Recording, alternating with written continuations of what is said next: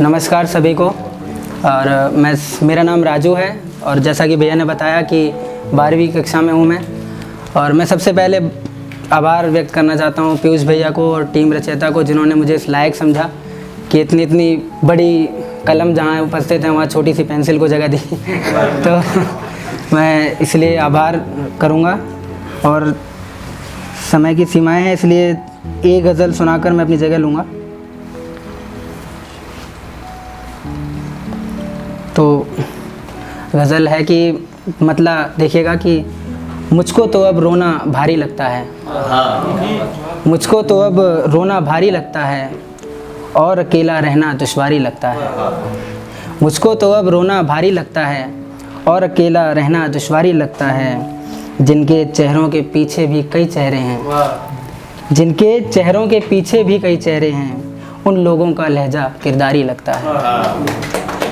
उन लोगों का लहजा किरदारी लगता है और जो गम में रहकर भी हंस लेते हैं, जो गम में रहकर भी हंस लेते हैं, उन लोगों का हंसना फनकारी लगता है। देश में रहकर देश को बांटा करते हैं, देश में रहकर देश को बांटा करते हैं, उस नेता का जीना गद्दारी लगता है। जो सिर्फ एक शेर है कि जो सिर्फ शाह की तारीफ़ों में लिखते हैं, जो सिर्फ शाह की तारीफ़ों में लिखते हैं, उनका सारा जीवन दरबारी लगता है।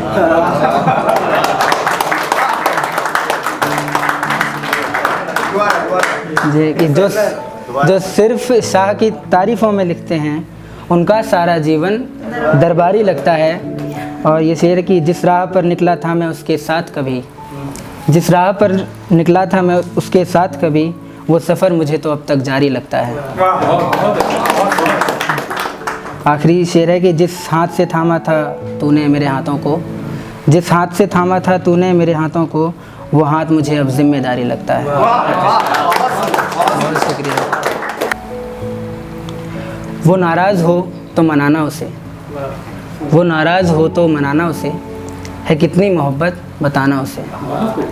वो नाराज़ हो तो मनाना उसे, है कितनी मोहब्बत बताना उसे। जो आँखों से ओझल वो हो जाए तो, जो आँखों से ओझल वो हो जाए तो, दिल से आवाज़ देकर बुलाना उसे। जो चेहरे पर उसके उदासी दिखे, जो चेहरे पर उसके उदासी दिखे, प्यार से गुदगुदा कर हंसाना उसे। जब अपने ख़यालों में खोई हो वो, जब अपने ख़यालों में खोई हो वो, बेवजह चुपके से सताना उसे।